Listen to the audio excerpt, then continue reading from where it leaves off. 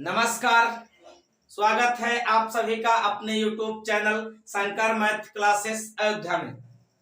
तो हम लोग लाभ और हानि का एक चैप्टर स्टार्ट किए थे। तो मैं आपको बता दूं कि कल की क्लास लाइट इशू होने की वजह से आधे पे रोक दी गई थी, लेकिन आपको लाभ हानि के बारे में कुछ बेसिक बातें बताई गई थी।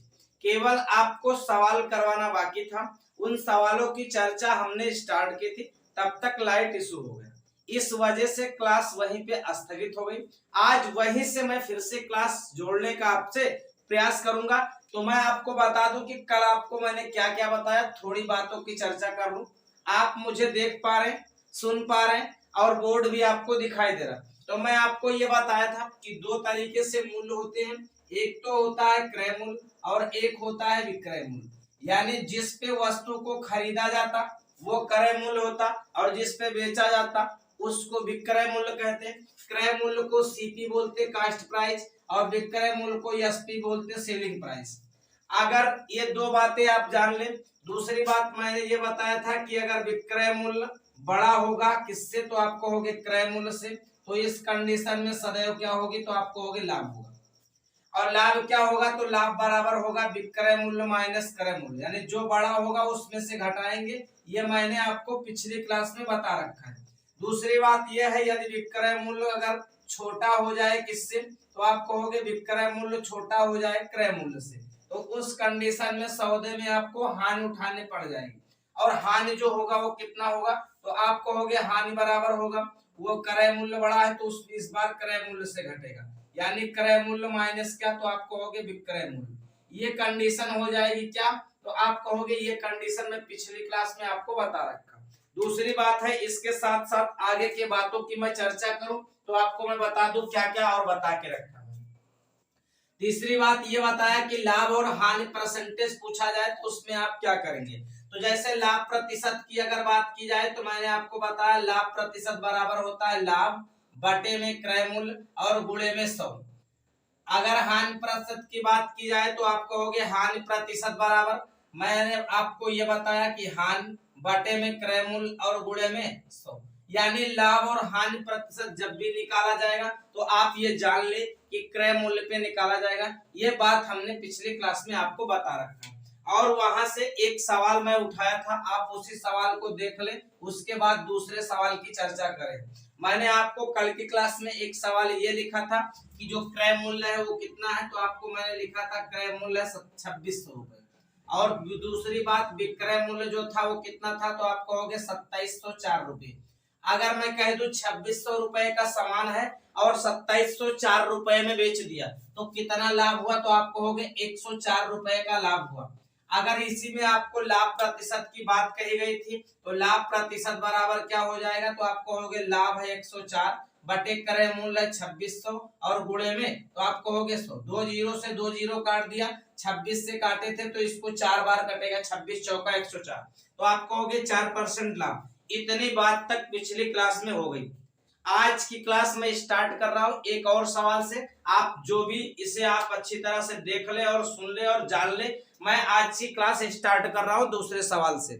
देखो, एक सवाल आपके सामने बोर्ड पे लिखा हुआ है और उस सवाल से आज की क्लास शुरू कर रहे हैं। तो आपको मैं बता दूं, सवाल लिखा हुआ मैं पढ़ के आपको बता दूं। तो पढ़ के बताऊंगा। तो एक व्यक्ति ने एक पुराना स्कूटर 12,245 रुपए में खरीदा और इसकी मरम्मत पर 255 रुपए खर्च किया, फिर वह इसे 15,000 रुपए में बेच दिया। तो आपसे पूछा लाभ प्रतिशत की गणना कीजिए। तो इसमें आपको क्या देखना है कि खरीदा कितने में है, तो आप कहोगे खरीदा है 12,245 रुपए में। यानी खरीदा कितने में है, तो आप कहोगे 12,245 रुपए में। और एक्स्ट्रा कितना खर्च किया है, तो आप कहोगे कि एक्स्ट्रा खर्च किया है 245 रुपए। जब कभी भी ऐसे सवाल आते हैं तो टोटल खर्च ही उसका क्रय मूल्य माना जाता है। ये नहीं आप ये नहीं मानेंगे कि 12,245 रुपए क्रय मूल्य, बिल्कुल नहीं मानेंगे। क्यों नहीं मानेंगे, क्योंकि जो खर्चा किया 245 ने 255 कितना, तो आप कहोगे 255। तो ये 255 रुपये ये भी इसका खर्च है। अगर ये लाभ लेगा तो ये टोटल मूल्य पर ही लेगा, यानी अगर क्रय मूल्य की बात करें तो आप कहोगे जो क्रय मूल्य होगा वो हमारा इसको जोड़कर 5 5 10 5 4 9 1 10 2 2 4 1 5 यानी 12,500 रुपये इसका क्रय मूल्य। अब बेचा कितने में है तो आप कहोगे विक्रय मूल्य जो है वो कितना है तो आप कहोगे 15,000 रुपये। यानी मेरे समझाने का मतलब सिर्फ ये था कि क्रय मूल्य आप जितने में खरीदते हैं उसी को मत मानने, यदि आप उस पे एक्स्ट्रा भी खर्चा कर रहे हैं तो टोटल जोड़ करके क्रय मूल्य माना जाएगा। तो आप कहो 12,500 में खरीदारी मूल्य हुआ यानी क्रय मूल्य, बेचा कितने में 1500 में, कितना लाभ हुआ तो आप कहोगे 2500, कितने लाभ हुआ तो आप कहोगे 2500। अरे 2500 तो होगा 12,000 और 13,000 और 2 15,000, आप कहोगे 2500 लाभ। अगर लाभ प्रतिशत की बात करें तो मैं इधर लिख दूं तो आप कहोगे लाभ प्रतिशत बराबर लाभ हुआ 2500, क्रय मूल्य कितना है आप कहोगे 12,500 और गुणे में तो आप कहोगे 100। मैं 0 से 0 काट दूं 25 पंचे 125, 5 से काटू 20 पंचे 100, यानी उत्तर कितना होगा तो आप कहोगे 20% लाभ। कोई दिक्कत तो नहीं, आपको ये बात समझनी पड़ेगी। मैं जो बता रहा हूँ कि जब क्रय मूल्य मानेंगे तो आप टोटल खर्चे को क्रय मूल्य मानेंगे, ना कि आप जितने में खरीद के लाए उतने को ही क्रय मूल्य मान देंगे। बात आई समझ? तो ये बात आप समझने का प्रयास करें और आप इसे लगा लें, आपको ये समझ आया होगा मैं आपको क्या बता रहा हूँ, आप मेरी बात को स्पष्ट रूप से समझ पा रहे होंगे। तो मैं आगे बढ़ूं, क्लास को बढ़ाऊं, एक सवाल मैं और लिखता हूँ, इसी तरीके से आप प्रयास करें। देखो पिछले सवाल की तरह एक सवाल मैंने आपके सामने बोर्ड पे और लिखा। सवाल आपके सामने क्या लिखा तो वो आप पढ़ें और उसे लगाने का प्रयास करें, जैसे मैंने पिछले सवाल को बताया सेम तरीके से लिखा। कह रहा है एक व्यक्ति ने 600 रुपए में एक वस्तु खरीदा तथा 40 रुपए परिवहन पर खर्च किया, इसके बाद इसे 720 रुपए में बेच दिया, तो आपसे पूछा लाभ प्रतिशत की गणना कीजिए। तो आप ये जान लीजिए कि खरीदा कितने में है तो आप कहोगे जो बंदा है वो खरीदा है सामान 600 रुपए में, और उस पे परिवहन पर खर्च करने का मतलब यह है कि आने में उसको यानी लाने में रिक्शे भाड़े का खर्चा कितना हुआ 40 रुपए। तो आप कहोगे खर्च कितना हुआ तो आप कहोगे खर्चा किया उसने 40 रुपए। यानी अगर मैं क्रय मूल्य की बात करूंगा तो आप कहोगे क्रय मूल्य जो होगा वो टोटल जोड़कर होगा यानी 640 रुपए। अगर मैं कह दूं विक्रय मूल्य कितना है, बेचा कितने में है, तो आप कहोगे विक्रय मूल्य जो है वो 720 रुपए। कोई दिक्कत तो नहीं। अब बताओ 640 रुपए का सामान है, 720 रुपए में बेचा, तो आपसे पूछो कितना लाभ हुआ, तो आप कहोगे 80 रुपए। कितना रुपए? तो आप कहोगे 80। अगर मैं लाभ प्रतिशत की गणना करूं तो आप कहोगे लाभ प्रतिशत बराबर लाभ बटे क्रय मूल्य, तो आप कहोगे 640 और गुणे में 100। मैं 8 से काटू तो 8 बार कटेगा, 8 × 64, तो यानी 100/8, और 100/8 को मैं क्या लिख सकता हूं तो आप कहोगे 12.5। कोई दिक्कत नहीं। आप इसको भाग करके देख ले, देखो 12 × 8 = 96 और 8 का आधा 4, तो 12 × 8 = 96, 400, इसका मतलब 12.5% 100/8 के बराबर हो। तो आपको उत्तर मिल गया होगा 12.5%। तो उत्तर मिल जाने से काम नहीं चलने वाला, मैं ये बता रहा हूँ कि आप लगाएंगे कैसे, लगाने का तरीका क्या है। अगर ये 12.5 ना दिख रहा हो तो मैं अलग लिख दूं, यानी ये देखो ध्यान से लिखा था 100/8, और 100/8 का मतलब 12.5% होता है। आप काट के देख लीजिए, कटने के बाद 12.5 है। कोई दिक्कत तो नहीं। तो आप कहोगे कोई दिक्कत नहीं, अरे देखो 12 × 8 = 96 और 96 और देखो 8 का आधा 4, तो 96 और 4 100। तो आप ये उत्तर आपको मिल गया होगा, आप जान गए होंगे। आप इसे लिखें, मैं आगे बढ़ूं, इजाजत है तो आगे बढ़ूं एक और सवाल से। अभी मैं आपको छोटे छोटे सवाल करवा रहा हूं, इसलिए आपके सामने बोर्ड पे मैं छोटे छोटे ही सवाल लिख रहा हूं। आप इसे बिल्कुल ना घबराएंगे, क्योंकि जो छोटा सवाल नंबर देगा वही बड़े सवाल, वो भी 1 नंबर का होगा तो ये भी 1 नंबर का होगा, लेकिन आपको जानना सब है, ये बात आप समझिए। देखो कभी कभी रेशियो पे सवाल पूछ लिया जाता, तो आप कहोगे कि क्रय मूल्य और विक्रय मूल्य का रेशियो 4 और 5 है, तो आपसे पूछा लाभ और हानि प्रतिशत की गणना कीजिए, लाभ हुआ कि हानि, ये बात आपको समझिए। तो आप कहोगे जैसे दिया है, देखो क्रय मूल्य और अनुपाते क्या, तो आप कहोगे विक्रय मूल्य। ये क्या दे रखा है तो आप कहोगे ये 4 और 5 दे रखा है। तो आप जैसे रेशियो में दिया होगा आप वैसे ही क्रय मूल्य और विक्रय मूल्य मान लेंगे। तो आप कहोगे क्रय मूल्य क्या हुआ, तो आप कहोगे क्रय मूल्य 4 रुपए, और विक्रय कितना हुआ, तो आप कहोगे विक्रय मूल्य 5 रुपए। यानी 4 रुपए का सामान 5 रुपए में बेचा, तो आपको दिखाई दे रहा होगा लाभ होगा। तो आपसे पूछे कितने रुपए का, तो आप कहोगे 1 रुपए का। यानी अगर लाभ प्रतिशत की गणना करें तो आप कहोगे लाभ प्रतिशत बराबर क्या होगा, तो लाभ प्रतिशत बराबर लाभ 1 रुपए, क्रय मूल्य कितना, तो आप कहोगे 4 रुपए गुणे में 100। मैं 4 से काटू तो 25 चौका 100 होता, यानी लाभ प्रतिशत कितना हुआ, तो आप कहोगे 25% लाभ हुआ। यही इस सवाल का सही उत्तर है, आप इसमें जरा भी संदेह न करें। तो ऐसे भी सवाल आ सकते हैं, कभी ऐसे भी आ जाए, इसी तरह बहुत सारे अनुपात हो जाते, क्रय मूल्य अनुपात विक्रय मूल्य का जो अनुपात हो जाए, मैं कह दूं 20:21 है, तो 20:21 का मतलब आप क्या समझेंगे, क्रय मूल्य है 20 रुपए और विक्रय मूल्य क्या है, तो आप कहोगे विक्रय मूल्य 21 रुपए। मैं कह दूं 20 रुपए का सामान 21 रुपए में बेचे, लाभ कितना हुआ, तो आप कहोगे 1 रुपए का। अगर आपसे लाभ प्रतिशत की बात करें तो लाभ 1 रुपए का, पूरा क्रय मूल्य 20 गुणे में 100, तो आप कहोगे 20 से काटेंगे 5 बार, यानी 5% का लाभ।